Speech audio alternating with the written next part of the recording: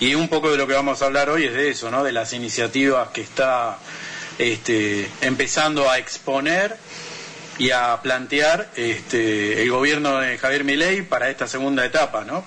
Estos 2 años que se vienen de ahora en más, y donde lo que se ve, que hasta hace, si querés, 2 o 3 meses, parecía como que lo único que venías viendo era un resquebrajamiento del poder, con todas las votaciones y derrotas que hubo en el Parlamento, con también algún que otro dictamen judicial en contra y demás sobre acciones de gobierno. Lo que estás viendo ahora es que lo que hay es una ofensiva. De esto justo estábamos hablando el lunes pasado, vos te recordarás. Y, sí. Bueno, esa ofensiva, de ahora en más, va a estar potenciada por lo que fueron los resultados electorales de todo este año, ¿no? Tanto las elecciones a nivel provincial en todo el país, como también a nivel nacional, porque guste o no, hay que entender y tener claro eso de que las leyes, digamos, Milei puede gobernar, pero para gobernar se necesitan leyes. Y te acordarás que el primer año de Milei básicamente gobernó a fuerza de decretos, más allá que después había impugnaciones, votaciones en contra y volvían de vuelta. Terminaron sacando muy pocas cosas, pero igual más allá de eso lo siguieron manejando, entre comillas, de modo despótico y con cierto desinterés básicamente por sentarse a negociar o cualquier otra cosa que, como se sabe, ¿cuál es la idea del juego político parlamentario? Básicamente la negociación, el acuerdo de ciertas cosas, y bueno, y así se juega, entre comillas, democráticamente, en términos burgueses. Pero el asunto es que, bueno, en estos días se dio el juramento de lo que van a ser los nuevos integrantes, y en algunos casos renovados votos, ¿no? Porque algunos han reelecto, algunos y algunas, y otros son nuevos ingresantes, pero reconfigurando de modo claro lo que va a ser el nuevo Congreso de aquí hasta 2027. Antes de entrar en ese tema, vamos a destacar un par de cositas que no son menores, porque siempre cuando pensamos en términos políticos, y más quienes venimos de una perspectiva del pensamiento crítico, no podemos pensar de lo mínimo a lo máximo, sino que hay que entender el contexto general para después de ahí ir bajando para terminar de entender, entre comillas, lo más concreto y mundano de por acá. Esta semana, nuestro querido amigo Donald Trump, que ya hemos mencionado, ¿no? Estados Unidos ha sido el ganador de estas elecciones de octubre, lanzó la nueva estrategia de seguridad nacional. Un bodoque, una publicación que se hizo pública, primero se le presentó allá a todo lo que es la oficialidad militar, ¿no?, de Estados Unidos, pero que viene a ser, digamos, como cuál es la doctrina de Donald Trump de ahora en más, y esto expone algunas cuestiones que no son menores para tener en cuenta, por eso digo, para pensar esto que va a estar pasando de ahora en más por aquí. Vos ya sabés que hay todo un conflicto en relación a esta disputa a nivel mundial por la hegemonía, por quién controla los mercados y quién controla, digamos, las fuentes de los productos primarios, las rutas comerciales y bueno, toda esta cuestión de geopolítica donde China y los BRICS han adquirido una relevancia que está disputando y de hecho te diría está corriendo a Estados Unidos de la escena mundial. ¿Y qué viene a ser la situación que suele demostrar cuando alguien está en una situación de debilidad? Que uno endurece su posición en vez de reverla, ¿no? Es algo básico en toda esta situación. Bueno, y Estados Unidos, en vez de por ahí tener una política más de sentarse a pensar la multilateralidad, ahí está, vamos a decir una palabra complicada, se cierra sobre sí mismo y bueno, lanzó esta nueva estrategia de seguridad nacional que, en palabras simplificadas de Pete Hegseth, que es el encargado de todas las cuestiones militares de Estados Unidos, diríamos nosotros ministro de guerra, de hecho se llama así, ya no es un ministerio de defensa, ministerio de guerra, demostrando un poquito lo que se quiere hacer. En palabras más, palabras menos, dijeron que lo que van a hacer de ahora en más es retomar la idea de la doctrina Monroe, que justo estuvimos charlando el lunes pasado, vos mismo hiciste una editorial sobre esto, pero ellos dicen que a esto hay que agregarle lo que le llaman el corolario Trump, ¿sí? La doctrina Monroe que vos bien explicabas, básicamente es esta idea de que el continente americano en su totalidad es el área de injerencia y de influencia natural de los Estados Unidos de América. Como quien dice, para el caso nuestro, Latinoamérica, nosotros somos el patio trasero de todo esto, ¿no?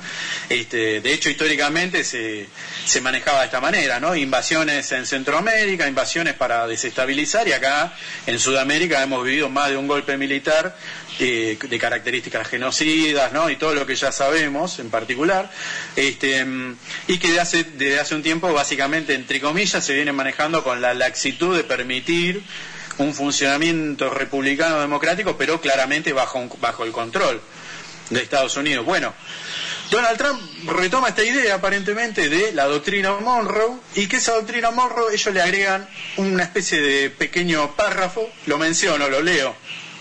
Tras años de abandono, Estados Unidos reafirmará y aplicará la doctrina Monroe para restaurar la preeminencia estadounidense en el hemisferio occidental y proteger nuestro territorio nacional y nuestro acceso a geografías clave en toda la región. Negaremos a competidores no hemisféricos la capacidad de posicionar fuerzas u otras capacidades amenazantes o de poseer o controlar activos estratégicamente vitales en nuestro hemisferio.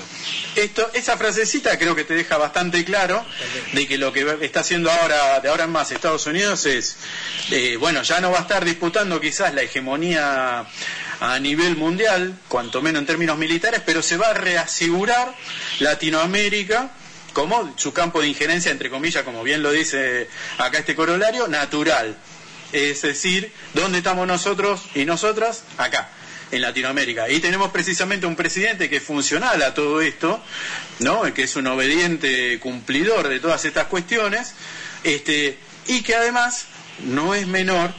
El gobierno de Javier Milei en estos últimos días viene teniendo una suerte de primeros, si se quiere, resultados a través de lo que son los avances ya hemos hablado bastante sobre las distintas investigaciones en curso, sobre todos los casos de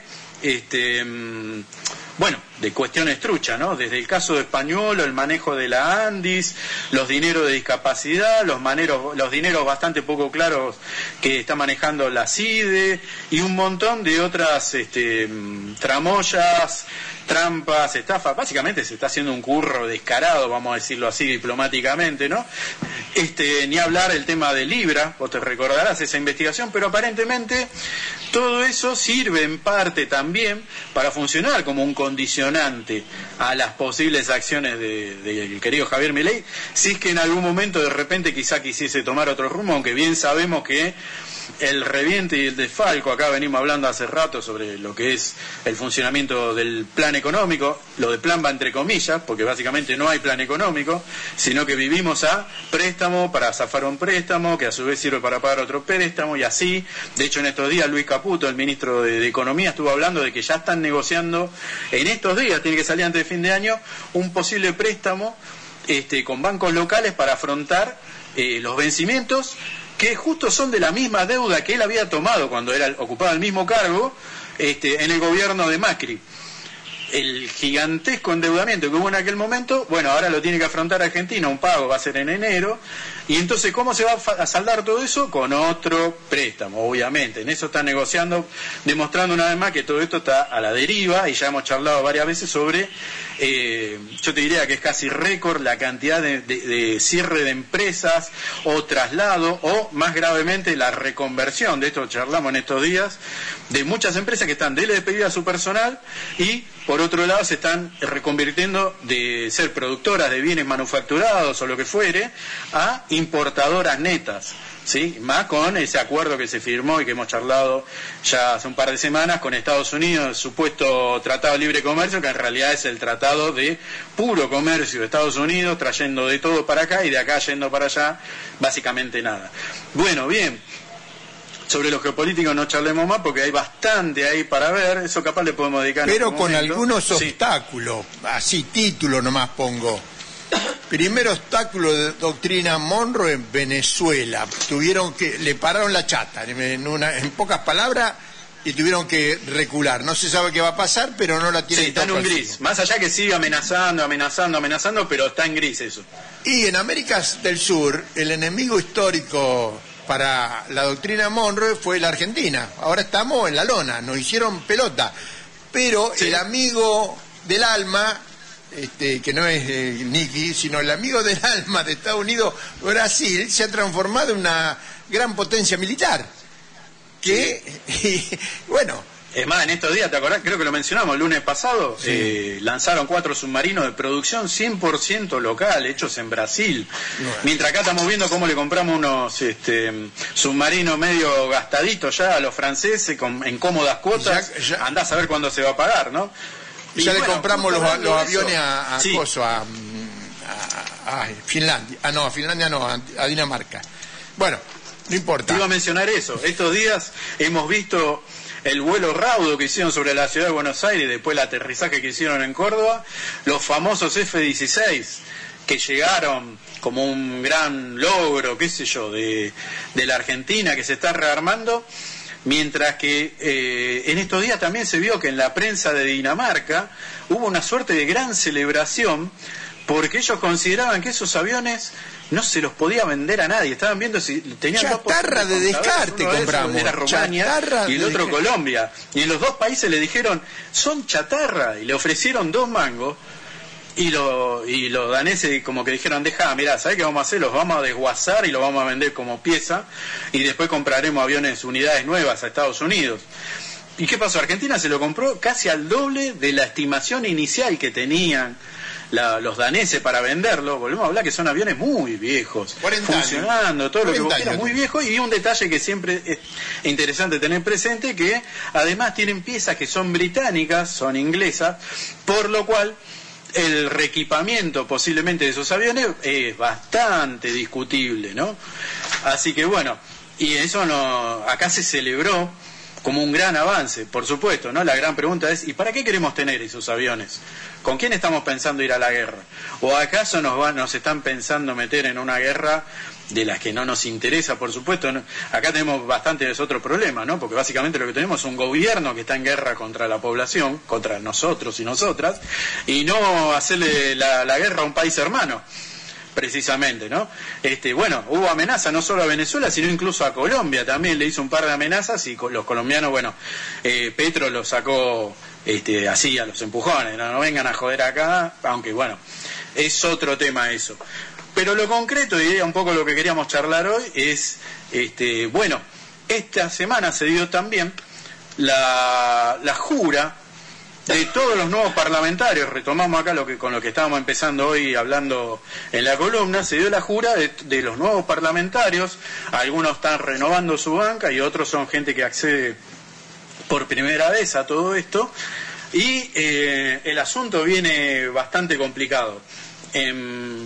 ¿Por qué? Han entrado 125 nuevos diputados y diputadas.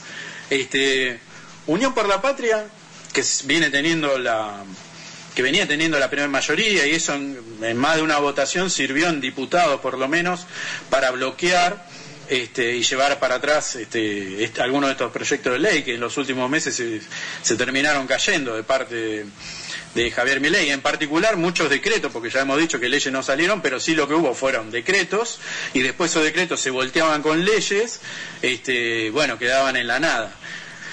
¿Qué pasó? Al final Unión por la Patria logra ingresar 45 diputados propios, esto disminuido porque, ahora vamos a entrar un poquito en este detalle, pero si hay algo que se ha logrado, el propio peronismo, es meterse palos en la rueda ellos mismos y detener lo que es la principal banca opositora. Han quedado en un segundo lugar, que ahora lo va a tener La Libertad Avanza, con la cantidad de diputados nacionales que han metido, más el acuerdo automático que tienen con lo que queda del PRO y con lo que queda de la UCR. La UCR, para que tengas idea, metió 3 diputados. O sea, es increíble. Menos que el FIT. Dejémoslo ahí. Claro, exacto, tienen la misma cantidad van a tener casi la misma bancada que el FIT. La cantidad que ha entrado el FIT, bueno, coincide con esto. Y sí, tenemos varios bloques mini bloques a nivel provincial que van a ser precisamente, obvio, donde va a pasar el medio mundo presidencial, básicamente de la mano del amigo Santilli, que es el gran negociador de acuerdos de ahora en más, y Martín Menem, que es el que termina cocinando los acuerdos en diputados. Y una dinámica similar va a estar pasando también en senadores, porque en ambos casos la bancada de Unión por la Patria, o del, vamos a decirlo, panperonismo, se están fragmentando. ¿Cuál es el problema que pasa de aquí en adelante? Juraron estos diputados: vamos a tener unas sesiones extraordinarias que empiezan mañana mismo. Mañana empieza el trabajo en comisiones, donde van a estar entrando por lo menos un par de proyectos. Uno, posiblemente sea el que estaba mencionando más temprano la compañera Betania, que hasta ahora no se conoce, pero bueno, acá la idea es hacer como tratamiento express, que entre el proceso de reforma educativa. También va a entrar, se supone, el proyecto de reforma laboral, que ya está circulando por varios lados, acá lo venimos charlando hace un par de programas, y va a entrar fija el tema del presupuesto, porque esta vez se supone que van a estar los votos para todo esto. ¿Por dónde pasa la situación? Quieren meter, este es el proyecto de La Libertad Avanza, meter cuanto menos estos 3 proyectos que, como te podrás imaginar, van a estar condicionando económica y socialmente a la Argentina de aquí en más, porque reformar la cuestión educativa, reformar la cuestión laboral, ¿no?, avanzando sobre proyectos mucho más laxos, y por otro lado metiendo por primera vez el presupuesto. Recordemos que hasta ahora, en los 2 años que viene teniendo de gobierno Javier Milei, o sea, de 2023 a 2024 y de 2024 a 2025, no hubo presupuesto. Se está trabajando con el presupuesto que se había votado en el último gobierno de Alberto Fernández. Se da por descontado que va a salir esto, y aparentemente, bueno, de ahí en más va a ser cómo se dé la situación. Lo que va a haber ahora en más, entonces, esta semana va a haber trabajo en comisiones, donde van a salir dictámenes, y estos dictámenes después probablemente sean tratados a partir de la semana próxima, cuando haya sesiones, tanto diputados como senadores. Vos sabés que los proyectos siempre entran por una cámara, se aprueban y pasan a la otra cámara, donde se confirman, o a lo sumo se le hace alguna modificación, pero básicamente los proyectos salen así. Bueno, la intención del gobierno es tener para el 30 de diciembre cerrado y cocinado todo. En estos días se vio a Diego Santilli reunirse junto con Adorni, con varios gobernadores, y se está descontando que todo esto va a salir. ¿Por qué? Hay una situación de fondo que tiene que ver, por un lado, con lo que es la propia interna del peronismo, y por otro lado con la situación general de los gobernadores. Todos los gobernadores, que vos ya sabés, vienen, digamos, peleando, pero hasta ahora los distintos proyectos de financiamiento salen por cuentagotas. Bueno, ya no pueden más. Más de uno está hiperendeudado, y el condicionante es bastante claro. Y en el caso de los gobernadores peronistas, particularmente, ¿cuál es el problema de fondo? La conducción, es decir, Cristina y Máximo, y podríamos poner ahí como parte del terceto a Sergio Massa, aunque se supone que los que definen son estos 2 que hemos mencionado. Bueno, básicamente el peronismo a nivel nacional considera que el proceso está muerto, el proceso kirchnerista, cristinista, pongámosle el nombre que quieras, está muerto, y no están dispuestos a seguir acatando las decisiones de mesa chica. Acá están jugando y están proponiendo que se amplíe el juego, es decir, llámennos a nosotros gobernadores, llámennos a diputados y senadores que forman parte del peronismo, pero que no acuerdan con el kirchnerismo. Y la prueba más clara de todo eso, por ejemplo, es el caso de Axel Kicillof, que esta semana estuvo llorando, transpirando sangre para lograr que le aprueben el presupuesto, que incluye un endeudamiento y demás, como normalmente pasa con cualquier presupuesto de gestión, ¿no? O sea, siempre se aprueba un nivel de endeudamiento para poder afrontar la gestión. Hipercondicionado, y así todo. Bueno, Axel terminó ahí sacando más o menos un acuerdo, pero esa situación en general el resto de gobernadores peronistas no la viene viendo, no están conformes con Cristina y con Máximo. ¿Y qué pasa con todo esto? hay una disputa interna que claramente se va a saldar ¿cómo? Con la fragmentación, obviamente, del peronismo, pero ¿a qué está jugando el peronismo hoy? Tanto Mayans como Martínez, que son, digamos, los líderes de las dos bancadas, le hace la bancada peronista en el Senado y en diputados, el máximo que están proponiendo es aguantemos hasta marzo. Porque, ¿qué pasa? Ahora se va a votar ahora se harán tratamientos en diputados y en senadores de estas leyes que estamos mencionando con el intento de presentarse y votar en unidad, cuanto menos en contra. Va a haber proyectos de parte del peronismo en relación a estos tres temas: presupuesto, reforma laboral y reforma educativa. Pero, ¿qué pasa? Esta misma semana Jalil, el de Catamarca, ya dijo: nosotros no bajamos de la banca de Unión por la Patria, y sacó a sus 3 diputados. La idea es que, porque ¿esto qué va a significar? Que Jalil ahora podría llegar a aceptar algún acuerdo, probablemente por financiamiento, para alguna cuestión presupuestaria de su provincia, que como todas las provincias están ahogadísimas, y estén dispuestos a acordar, levantar la manito cuando llegue el momento. El peronismo descuenta, se está hablando los rumores de que en marzo la Unión por la Patria se encuentre cuanto menos dividida en 7 bancadas, por lo menos. Así que bueno, la perspectiva de pensar que quizás a nivel oposición se pueda frenar algunos de estos avances del oficialismo vienen siendo bastante discutibles, y el 2027 que se nos viene va a ser muy complicado.